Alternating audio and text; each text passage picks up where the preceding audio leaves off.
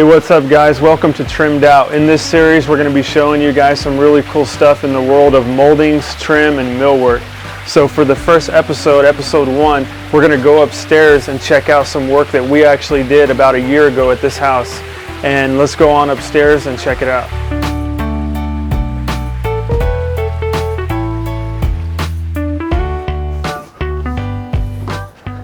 So yeah, like I was saying, downstairs we did this about a year ago.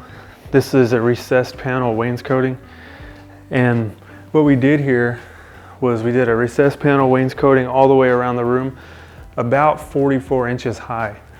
And what that basically consists of is, I'll show you on this wall right there, that bottom rail is 7 1/4. We got 3.5 inch vertical stiles, a 5.5 inch top rail with a 3.5 inch chair rail with a PM cap on top of that.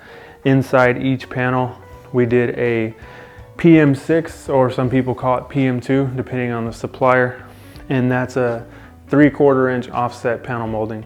Makes this stuff look really deep, gives it a lot of, I don't know if you can see this in the video, but there's a lot of shadows cast all from that because of the depth of it. It's a really deep molding.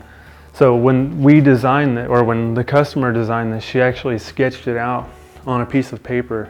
And I wish I still had that piece of paper because this looks exactly like the sketch that she did. What this basically is we got a big 1x12 base right here with a PM, I believe the PM5. This is a PM5 base cap, and a plinth block with some flutes that actually protrude. Now what I did with this was, instead of your typical flutes where you take a router and you set up a flute jig and you just router out the flutes, what I did here was I just took a really small oak PM that's symmetrical. It comes out rather than in, which I think is really cool. I haven't seen that before. So it was a really cool solution for flutes. And it just gives it a lot more depth, which is what I love about moldings, all the depth you can get. So we got the plinth block at the bottom, flutes that run up, and on the edge of all these moldings, you'll see I got a chamfer that flares out on this side, up here on this top plinth block. Everywhere where I could put a chamfer that flares out, I did it just to give it that much more detail. And it makes it look custom. It's not just something you buy at Home Depot, some run-of-the-mill, literally, and you chop it off and there's no detail.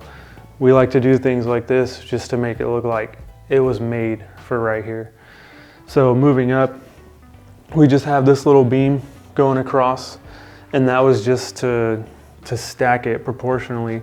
And on top of that little beam, we got a big box beam with a PM wrapping all the way around it, and a 50 cove crown molding. That's what that crown molding is called. It's a really simple, clean looking crown. And then really the cool part about this is at the very top, that dentil that you see.